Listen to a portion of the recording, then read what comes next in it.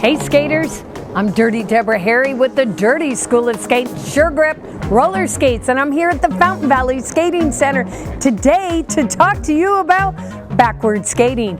Today is lesson number 4 in our series. Lesson number 1 was striding forward. Lesson number 2 was stopping. Lesson number 3 was transitions, and now we're at backward skating. If you haven't watched the preceding 3 videos, you still have time. I'll link them below. Today's video is brought to you by pigeonskates.com. They're located here in Long Beach, California, and they can help you with everything you need for skating. And today I have a coupon code for you that's going to save you 5%. All you have to do is input DIRTY with a big ol' $sign. It'll get you 5% off. Everyone needs to save a little bit of money these days, so hopefully that can help. So move on over to pigeonskates.com and they'll help you get everything you need. You guys, you want to follow me on social media? I sure hope so. Dirty Deborah Harry on Instagram and Facebook. And if you haven't already become a subscriber to this channel, please hit the subscribe button, hit the bell so you know when my new videos are coming out, because we're going to do a lot more. I'm going to start producing a lot more stuff for you.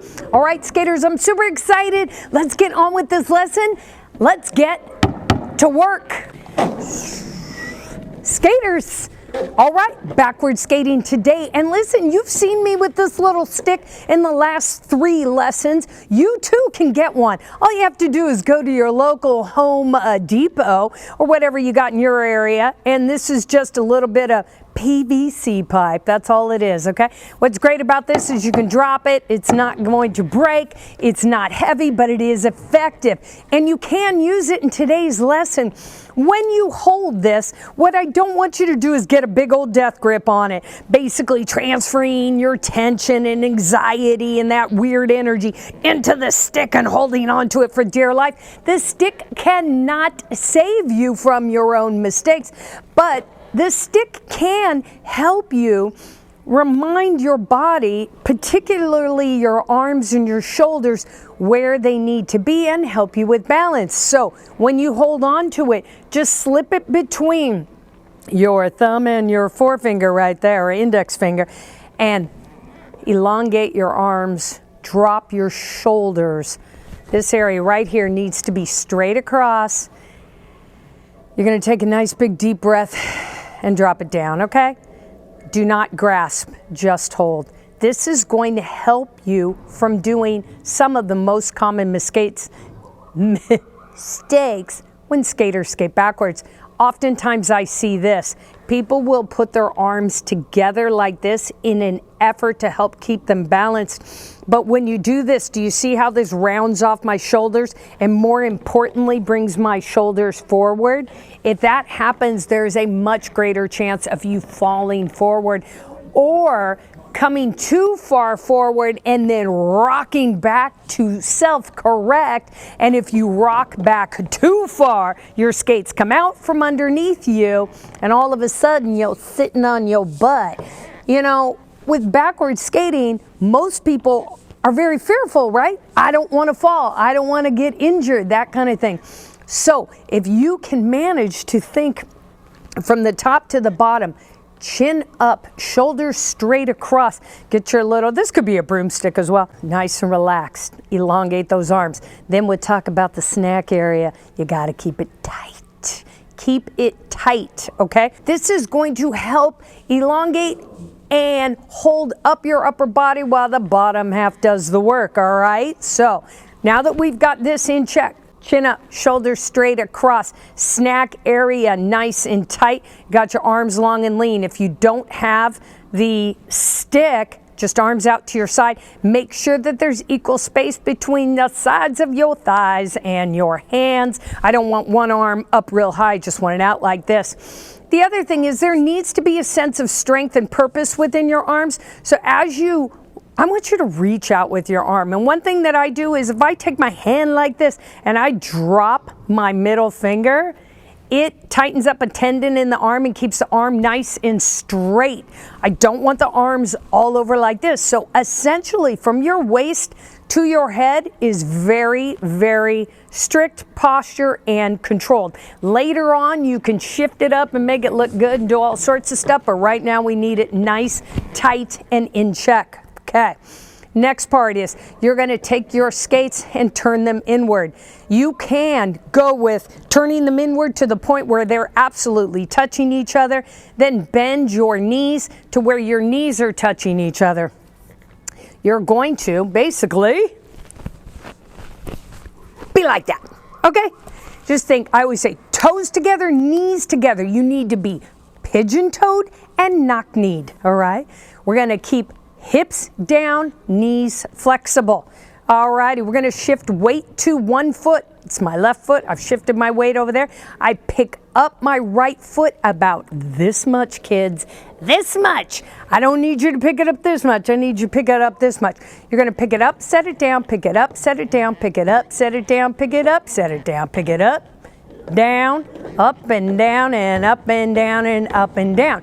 Now, I don't know if you saw it, but if you focus on this part of my body, it is together.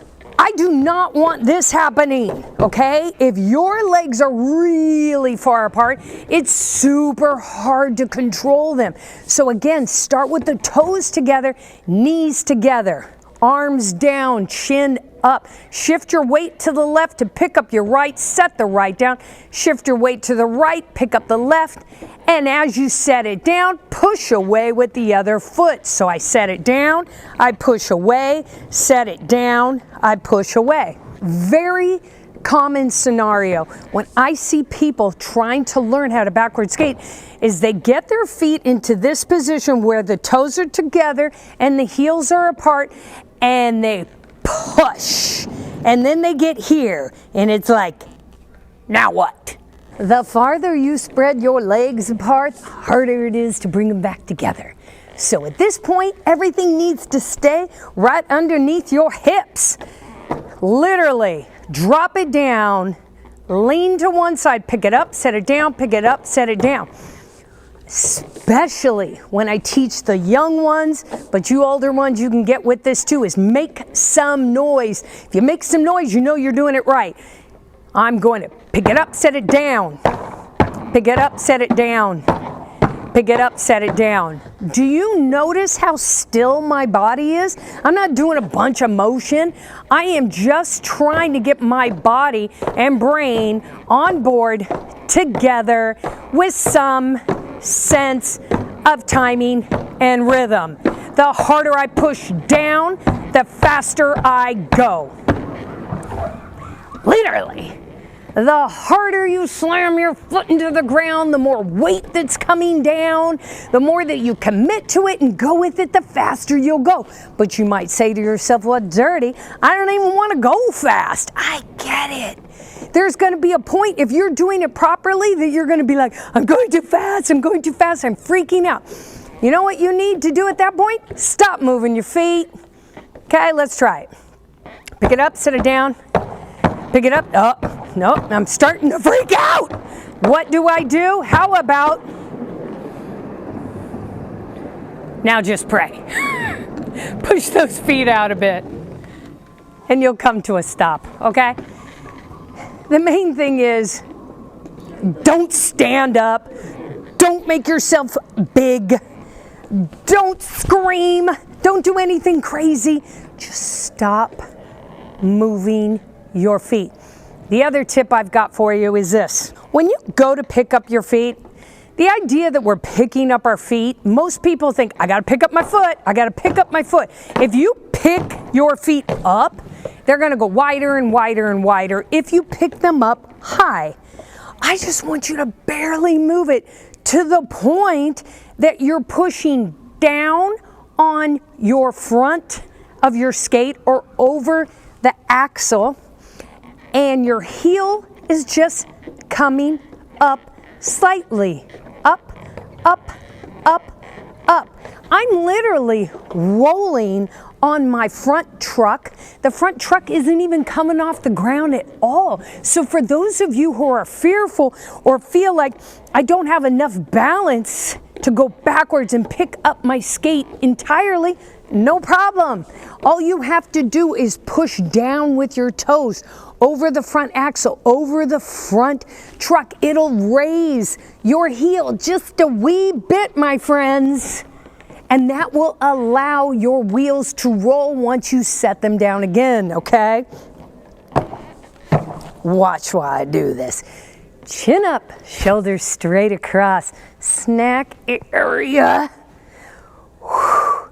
Tight, hips low, knees together, toes pointed towards each other, and I tell myself a 5, 6, 7, 8, lean and roll and lean and roll, lean and roll and lean and roll, lean, lean, lean and roll and roll and roll. I gotta stop, down, push them out, stick your butt out, and you're gonna come to a nice easy stop.